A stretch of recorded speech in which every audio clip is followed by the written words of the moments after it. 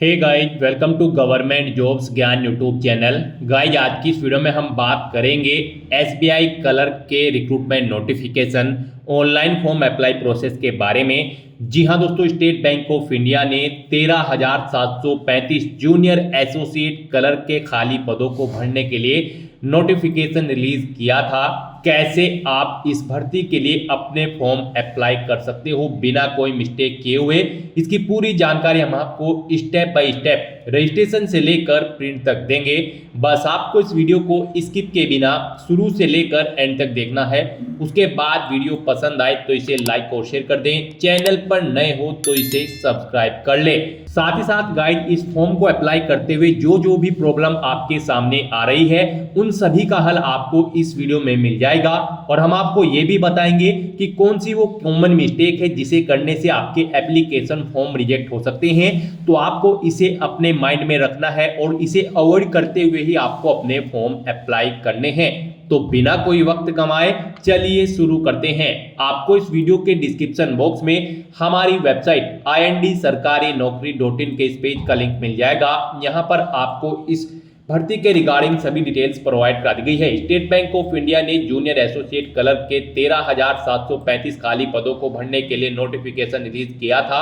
आप 7 जनवरी 2025 तक अपने फॉर्म अप्लाई कर सकते हैं। ग्रेजुएट डिग्री धारक कैंडिडेट ऑल इंडिया से अप्लाई कर सकते हैं। आपको इस पेज को नीचे स्क्रॉल डाउन करना है। इंपोर्टेंट लिंक सेक्शन में आकर ऑफिशियल नोटिफिकेशन PDF लिंक पर क्लिक करके इस भर्ती के नोटिफिकेशन को ओपन कर लेना है और इसमें से आपको पूरी डिटेल रीड कर लेनी है। उसके बाद आपको अप्लाई करना है। अप्लाई के लिए भी आपको हमारी वेबसाइट के इसी पेज पर ही अप्लाई ऑनलाइन का लिंक दिया गया है। जैसे ही आप इस लिंक पर क्लिक करेंगे तो आपके सामने SBI का ये ऑफिशियल पोर्टल ओपन होगा। गाइस, यहाँ पर अगर आपने पहले से रजिस्ट्रेशन कर रखा है तो आपको अपना रजिस्ट्रेशन नंबर एंटर करना है, पासवर्ड एंटर करना है, ये सिक्योरिटी कोड एंटर करना है और सबमिट बटन पर क्लिक करके अपने डैशबोर्ड में लॉगिन करके आपको अपना फॉर्म अप्लाई कर देना है। और अगर आप इस भर्ती के लिए फर्स्ट टाइम अप्लाई करने जा रहे हो तो सबसे पहले यहाँ पर आपको अपना रजिस्ट्रेशन करना होगा। उसके लिए यहाँ पर आपको click here for new registration ये टैब दी गई है। आप इस टैब पर क्लिक करें, रजिस्ट्रेशन का फॉर्म ओपन होगा। यहाँ पर आपको सबसे पहले अपना फर्स्ट नेम एंटर करना है, फिर उसे आपको कंफर्म कर लेना है एक बार फिर से एंटर करके। उसके बाद अगर आपका मिडिल नेम और लास्ट नेम है तो यहाँ पर आप एंटर कर दें, नहीं है तो इन कॉलम्स को खाली छोड़ दें। फिर यहाँ पर आपको अपना 10 डिजिट का मोबाइल नंबर एंटर करना है। उसके बाद आपको उसे कंफर्म कर लेना है। फिर अगर आपका कोई अल्टरनेट मोबाइल नंबर है तो वो एंटर करें, नहीं है तो इस कॉलम को भी खाली छोड़ दें। फिर यहाँ पर आप अपनी ईमेल आईडी एंटर करें। यहाँ पर आपको अपनी ईमेल आईडी के शुरू के कैरेक्टर एंटर करने हैं और @ के सामने इस कॉलम में से आपको डोमेन नेम सिलेक्ट कर लेना है और फिर आपको अपनी कंप्लीट ईमेल आईडी यहाँ पर एंटर कर देनी है।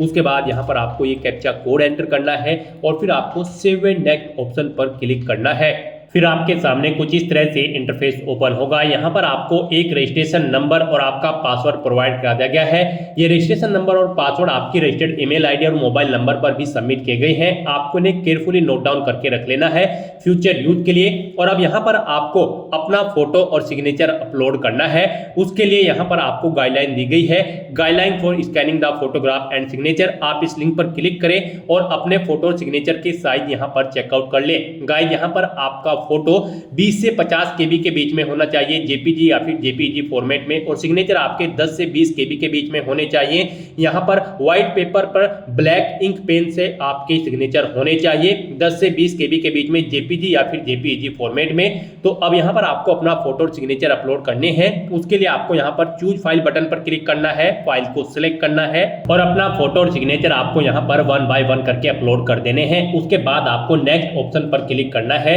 उसके बाद आपके सामने कुछ इस तरह से इंटरफेस ओपन होगा। अब यहाँ पर आपको अपनी बेसिक डिटेल देनी है, क्वालिफिकेशन, एक्सपीरियंस और लैंग्वेज की डिटेल प्रोवाइड करानी है।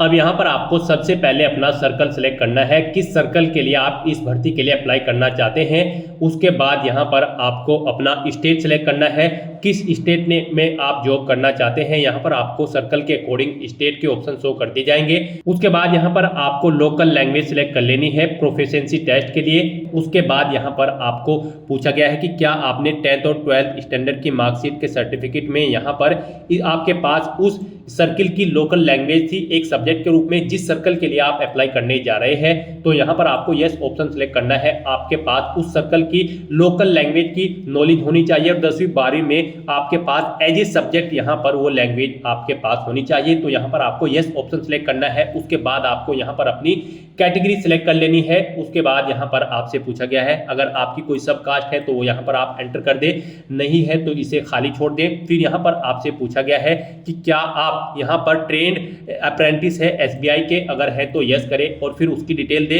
कब से आपने अपनी अप्रेंटिसशिप स्टार्ट की थी, क्या उसकी एंडिंग डेट है, नहीं है तो नो ऑप्शन सेलेक्ट करें। उसके बाद यहाँ पर आपसे पूछा गया है कि क्या आप यहाँ पर पीडब्ल्यूडी बेंचमार्क डिसेबिलिटी कैंडिडेट है और आपकी पीडब्ल्यूडी की परसेंटेज 40% से अबव है, अगर है तो यहाँ पर आप यस ऑप्शन सेलेक्ट करें और फिर आप अपनी डिसेबिलिटी का टाइप सेलेक्ट करके उसकी डिटेल दें, नहीं है तो यहाँ पर आप नो ऑप्शन सेलेक्ट कर लें। उसके बाद यहाँ पर आपको इस पेज को नीचे स्क्रॉल डाउन करना है। आपसे कुछ क्वेश्चंस पूछे गए हैं, इनके आंसर्स आपको यस या नो में रीड करके प्रोवाइड करा देने हैं। आपके कैरेक्टर से रिलेटेड भी यहाँ पर आपसे क्वेश्चन पूछे गए हैं। फिर यहाँ पर आपसे पूछा गया है आपका रिलीजन, आप किस रिलीजन से बिलोंग करते हो, अपना रिलीजन सेलेक्ट करें। माइनॉरिटी कम्युनिटी के अंतर्गत आते हैं तो यस ऑप्शन सेलेक्ट करें, नहीं आते हैं तो नो ऑप्शन सेलेक्ट करें। फिर यहाँ पर आपसे पूछा गया है कि क्या आप यहाँ पर रिलेक्शन चाहते हैं, अगर आप विडो हो या फिर डाइवोर्स वुमेन हो, अगर चाहते हैं तो यस ऑप्शन सेलेक्ट करें, नहीं तो नो ऑप्शन सेलेक्ट करें। उसके बाद आपसे पूछा गया है कि क्या आप ये एक सर्विसमैन है, अगर है तो यस करें और फिर उसकी डिटेल दें, नहीं है तो नो ऑप्शन सेलेक्ट करें। उसके बाद आपसे पूछा गया है कि क्या आप डिसेबल्ड ई एक्स सर्विसमैन कैंडिडेट है, अगर है तो यस करें, नहीं तो फिर आप नो ऑप्शन सेलेक्ट करें। यस है तो उसकी डिटेल दें, फिर नहीं तो नो ऑप्शन आप सेलेक्ट कर सकते हैं। उसके बाद आपसे पूछा गया है यहाँ पर ऐसे ही आपसे कुछ और क्वेश्चन पूछे गए हैं, इनके आंसर आपको रीड करके यस या नो में अपने अकॉर्डिंग प्रोवाइड कराने हैं। फिर यहाँ पर आपसे पूछा गया है कि क्या आप एसबीआई में क्लरिकल कैडर की किसी पोस्ट पर ऑलरेडी कार्यरत है, अगर है तो यस करें, नहीं है तो नो ऑप्शन सेलेक्ट करें। उसके बाद आपसे पूछा गया है कि क्या आप अर्लियर एम्प्लॉय हैं स्टेट बैंक ऑफ इंडिया के यहाँ पर और आप रिजाइन कर चुके हैं किसी क्लरिकल कैडर की पोस्ट पर, अगर कर चुके हैं तो यस करें, नहीं तो नो ऑप्शन सेलेक्ट करें। फिर यहाँ पर आपसे पूछा गया है कि क्या आप default repayment loans credit card के सेक्शन में हैं, यहाँ पर आप क्वेश्चन को रीड करें और इनके आंसर भी आप यस या नो में प्रोवाइड कराएं। उसके बाद यहाँ पर आपको अपने प्री एग्जाम का सेंटर सेलेक्ट कर लेना है, कहाँ पर आप प्री एग्जाम में पार्टिसिपेट करना चाहते हैं। फिर आपको यहाँ पर स्टेट सेलेक्ट करने के बाद उसका स्टेट कोड ऑटोमेटिकली आपके सामने शो हो जाएगा। फिर यहाँ पर आपको एग्जाम सिटी सेलेक्ट कर लेनी है, यहाँ पर उस स्टेट की किस सिटी में आप एग्जाम में पार्टिसिपेट करना चाहते हैं। फिर यहाँ पर आपको मेन एग्जाम के लिए भी अपना सेंटर सेलेक्ट करना है, पहले स्टेट सेलेक्ट करना है, फिर आपको सिटी सेलेक्ट करनी है। उसके बाद यहाँ पर आपको अपनी आईडी सेलेक्ट करनी है, उसके लिए आपको इस चेकबॉक्स को ओके करना है। अपना आईडी प्रूफ यहाँ पर कोई भी सिलेक्ट कर लेना है, पासपोर्ट, आधार कार्ड, पैन कार्ड, जो भी है आप ऑप्शन सेलेक्ट करें, उसका नंबर आप यहाँ पर एंटर करें। फिर यहाँ पर आपको अपना प्री और मेन एग्जाम का जो पेपर है आप किस लैंग्वेज में चाहते हैं, यहाँ पर आप ऑप्शन सेलेक्ट करें, इंग्लिश एंड हिंदी। उसके बाद यहाँ पर आपको अपनी पर्सनल डिटेल प्रोवाइड करानी है। फिर यहाँ पर आपको अपनी डेट ऑफ बर्थ सेलेक्ट करनी है, उसमें आपको पहले डे सेलेक्ट करना है, फिर मंथ और फिर ईयर आपको सेलेक्ट कर लेना है। नेक्स्ट यहाँ पर आपको अपना जेंडर सेलेक्ट करना है। फिर आपसे पूछा गया है कि क्या आपके जुड़वा भाई बहन हैं, अगर है तो यस करें, उनका जेंडर सेलेक्ट करें और फिर उनका नाम एंटर कर दें, नहीं है तो नो ऑप्शन सेलेक्ट करें। फिर यहाँ पर आपको अपना मैरिटल स्टेटस बताना है, आप मैरिड हो, अनमैरिड हो या फिर विडो हो। उसके बाद यहाँ पर आपको अपने फादर का फर्स्ट नेम एंटर कर देना है, उसके बाद उसका मिडिल नेम एंटर करना है अगर है तो, और उसके बाद आपको अपने फादर का लास्ट नेम यहाँ पर एंटर कर देना है, अगर है तो, नहीं तो आप इन कॉलम्स को खाली छोड़ सकते हैं। उसके बाद ऐसे ही यहाँ पर आपको अपनी मदर का नाम एंटर करना है, उनका मिडिल नेम लास्ट नेम है तो वो एंटर करें, नहीं है तो इन कॉलम को खाली छोड़ दें। उसके बाद यहाँ पर अगर आप मैरिड हो तो आप अपनी वाइफ का नाम यहाँ पर या फिर हस्बैंड का नाम यहाँ पर एंटर कर सकते हो। उसके बाद यहाँ पर आपको अपना कोरोस्पोंडेंस एड्रेस एंटर करना है और फिर आपको यहाँ पर अपना परमानेंट एड्रेस एंटर करना है। और अगर आपका परमानेंट एड्रेस आपके कोरोस्पोंडेंस एड्रेस के अकॉर्डिंग सेम होगा तो आपको यहाँ पर इस चेकबॉक्स को ओके कर देना होगा, same as address for correspondence. Automatically आपका परमानेंट एड्रेस आपके कोरोस्पोंडेंस एड्रेस के अकॉर्डिंग फिल हो जाएगा। उसके बाद यहाँ पर आपको जीएसटी इनवॉइसिंग एड्रेस सेलेक्ट कर लेना है। आप परमानेंट एड्रेस या फिर कोरोस्पोंडेंस एड्रेस जिस भी एड्रेस पर कम्युनिकेट करना चाहते हैं यहाँ पर आप सेलेक्ट कर लें। उसके बाद यहाँ पर आपको आपकी कैटेगरी के अकॉर्डिंग एप्लीकेशन फीस का अमाउंट शो कर दिया जाएगा। उसके बाद यहाँ पर आपको वैलिडेट योर डिटेल्स इस ऑप्शन पर क्लिक करना है, अपनी सभी डिटेल्स वैलिडेट कर लेनी है और फिर आपको सेव एंड नेक्स्ट ऑप्शन पर क्लिक कर देना है। नेक्स्ट यहाँ पर आपको अपनी क्वालिफिकेशन, एक्सपीरियंस और लैंग्वेज की डिटेल देनी है। गाइस यहाँ पर एसबीआई जूनियर एसोसिएट क्लर्क की पोस्ट पर अप्लाई करने के लिए आपके पास ग्रेजुएट डिग्री होनी जरूरी है किसी रिलेवेंट डिसिप्लिन के अंतर्गत किसी वेल रिकॉग्नाइज्ड यूनिवर्सिटी से, या फिर आपके पास इसके इक्विवेलेंट कोई क्वालिफिकेशन होनी चाहिए जो कि रिकॉग्नाइज हो सेंट्रल गवर्नमेंट से, प्लस आपके पास यहाँ पर integrated dual degree IDD certificate भी होना चाहिए जो कि 31/12/2024 से पहले का होना चाहिए। तो यहाँ पर आपके पास ग्रेजुएट डिग्री होनी जरूरी है। तो आप यहाँ पर अपनी ग्रेजुएशन की डिटेल प्रोवाइड करें। सबसे पहले यहाँ पर आपको सबसे पहले बताना है कि आप एपेड हो या फिर पास आउट है। यहाँ पर ग्रेजुएट डिग्री होल्डर कैंडिडेट या फिर एपेड कैंडिडेट जिनका ग्रेजुएशन में फाइनल ईयर है, वो एपेड है फाइनल ईयर में, वो कैंडिडेट भी यहाँ पर इस भर्ती में पार्टिसिपेट करने के लिए एलिजिबल है। तो यहाँ पर अगर आप एपेड हो तो एपेड ऑप्शन सेलेक्ट करें और फिर उसकी डिटेल दें, और अगर आप पास आउट कर चुके हो तो यहाँ पर आप पास ऑप्शन सेलेक्ट करें। उसके बाद यहाँ पर आप अपना सब्जेक्ट सेलेक्ट करें, किस सब्जेक्ट में आप अपनी ग्रेजुएशन कंप्लीट कर चुके हो या फिर कर रहे हो। उसके बाद यहाँ पर आपको कॉलेज या यूनिवर्सिटी का नाम एंटर करना है। फिर यहाँ पर आपको पासिंग डेट देनी है, कब आपने अपनी ग्रेजुएशन पास आउट की है। यहाँ पर पहले डे सिलेक्ट करें, फिर मंथ और फिर ईयर आपको सिलेक्ट कर लेना है। कितने परसेंट मार्क्स आपने यहाँ पर ऑब्टेन किए हैं वो यहाँ पर आप एंटर करें। फिर कौन सी क्लास है आपकी, फर्स्ट सेकंड या फिर पास आउट है तो ऑप्शन सेलेक्ट करें। और गाइस यहाँ पर अगर आप ग्रेजुएशन में फाइनल ईयर में एपेड हो तो आप एपेड ऑप्शन सेलेक्ट करें, अपना सब्जेक्ट एंटर करें और यूनिवर्सिटी का नाम एंटर करें। बस यहाँ पर आपको यही डिटेल देनी होगी अगर आप लास्ट ईयर में यहाँ पर एपेड है। उसके बाद यहाँ पर आपको अपनी इंटीग्रेटेड ड्यूल डिग्री की डिटेल प्रोवाइड करनी है। आप यहाँ पर ऑप्शन सेलेक्ट करें, आप एपेड हो या फिर पास आउट हो, यहाँ पर ऑप्शन सेलेक्ट करें और उसके बाद उसकी डिटेल दे। अगर आप पास आउट हो तो यहाँ पर आप डिग्री या सब्जेक्ट सेलेक्ट करें, उसका कॉलेज का नाम या यूनिवर्सिटी दे, पासिंग डेट, कितने परसेंट मार्क्स आपने ऑब्टेन किए हैं वो एंटर करें, क्लास सेलेक्ट करें, आप फर्स्ट सेकंड या फिर पास आउट है। उस तरह से आप अपनी क्वालिफिकेशन की डिटेल यहाँ पर प्रोवाइड करा सकते हैं। उसके बाद यहाँ पर आपको अपनी एक्सपीरियंस की डिटेल प्रोवाइड करानी है। अगर आपको एक्सपीरियंस है तो यहाँ पर आप अपने एक्सपीरियंस की डिटेल प्रोवाइड कराएं, नहीं है तो इस सेक्शन को आप खाली छोड़ दें। अगर आपको एक्सपीरियंस है तो यहाँ पर आप सबसे पहले अपना नाम एंटर करें।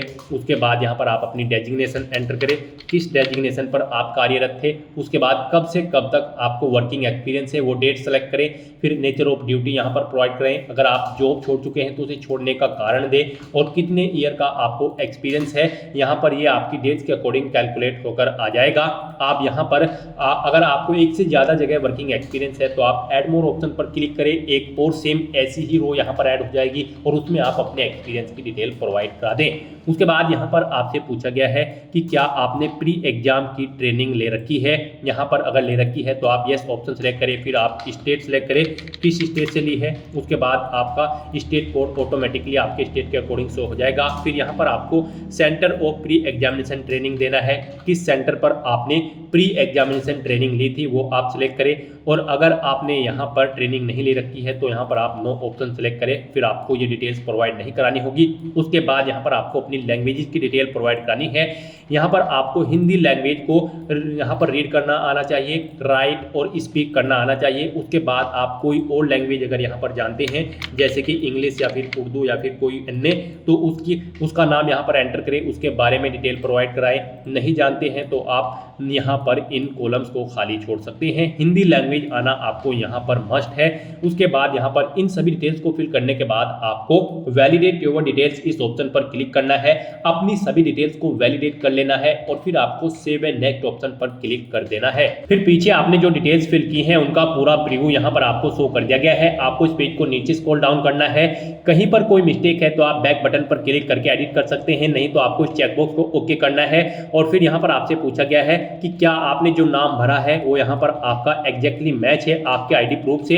अगर है तो यस ऑप्शन के लिए आप इस चेकबॉक्स को ओके करें और अगर आपके नाम में चेंज है तो आप इस सेकंड ऑप्शन को सिलेक्ट करें। उसके बाद यहाँ पर आपको कंप्लीट रजिस्ट्रेशन इस ऑप्शन पर क्लिक करना है। नेक्स्ट यहाँ पर आपको अपने डॉक्यूमेंट्स अपलोड करने हैं। तो गाइस जैसे कि स्टार्टिंग में हमने बात की थी कि कौन सी वो मिस्टेक है जिसे करने से आपके एप्लीकेशन फॉर्म यहाँ पर रिजेक्ट हो सकते हैं। तो गाइस जैसे ही आप अपलोड के सेक्शन में आएंगे तो यहाँ पर आपको अपने डॉक्यूमेंट दी गई गाइडलाइंस के अकॉर्डिंग ही अपलोड करने होंगे, अदरवाइज यहाँ पर आपके एप्लीकेशन फॉर्म रिजेक्ट हो सकते हैं। इस सेक्शन में आपको दी गई गाइडलाइंस के अकॉर्डिंग ही अपने डॉक्यूमेंट अपलोड करने हैं। यहाँ पर आपको अपना लेफ्ट थंब इंप्रेशन और handwritten declaration document upload करना है। इसके लिए भी आपको गाइडलाइन दी गई है, गाइडलाइन फॉर डॉक्यूमेंट अपलोड। इस लिंक पर क्लिक करें, ये पीडीएफ ओपन होगी, यहाँ से आप चेकआउट करें। आपका लेफ्ट थंब इंप्रेशन जो है वो 20 से 50 केबी के बीच में होना चाहिए, जेपीजी या फिर जेपीजी फॉर्मेट में। और जो आपका हैंड रिटन डिक्लेरेशन डॉक्यूमेंट है वो इंग्लिश में यहाँ पर 50 से 100 केबी के बीच में होना चाहिए, जेपीजी या फिर जेपीजी फॉर्मेट में। तो यहाँ पर आपको चूज फाइल बटन पर क्लिक करना है, फाइल को सिलेक्ट कर लेना है और 1 बाय 1 करके अपने इन दोनों डॉक्यूमेंट्स को अपलोड कर देना है। और फिर आपको इस सिक्योरिटी कोड को एंटर करना है और फिर सेव एंड नेक्स्ट ऑप्शन पर क्लिक कर देना है। इस तरह से यहाँ पर आपका एप्लीकेशन फॉर्म सक्सेसफुली सबमिट हो चुका है। यहाँ पर अगर आप रिजर्व कैटेगरी से बिलोंग करते हो, यानी कि आप SC ST PH कैंडिडेट हैं, तो आपको कोई फीस जमा नहीं करानी है। आपका एप्लीकेशन फॉर्म सक्सेसफुली सबमिट हो चुका है। इसका एक हार्ड कॉपी प्रिंट आउट ले ले फ्यूचर यूज के लिए। और अगर आप जनरल OBC EWS कैंडिडेट हैं तो आपको यहाँ पर 750 रुपये फीस के रूप में जमा कराने होंगे। यहाँ पर इस इंटरफेस पर आने से पहले आपको फीस पेमेंट के इंटरफेस पर रिडायरेक्ट किया जाएगा। वहाँ पर आप डेबिट कार्ड, क्रेडिट कार्ड या फिर नेट बैंकिंग के थ्रू अपना फीस पेमेंट करके अपना फॉर्म सबमिट कर सकते हो। उसके बाद आपके सामने यही एप्लीकेशन फॉर्म का प्रीव्यू शो होगा। यहाँ से आप अपना प्रिंट एप्लीकेशन ऑप्शन पर क्लिक करके एप्लीकेशन फॉर्म का एक हार्ड कॉपी प्रिंट आउट ले ले फ्यूचर यूज के लिए, फ्यूचर रेफरेंस के लिए। तो दोस्तों ऐसे आप state bank of India 13,735 junior associate clerk की पोस्ट के लिए अपने फॉर्म अप्लाई कर सकते हो बिना कोई मिस्टेक किए हुए। आज की इस वीडियो में बस इतना ही। आई होप ये वीडियो आपको पसंद आई होगी। अगर पसंद आई हो तो इसे लाइक और शेयर करें। चैनल पर नए हो तो इसे सब्सक्राइब कर लें। Thanks for watching.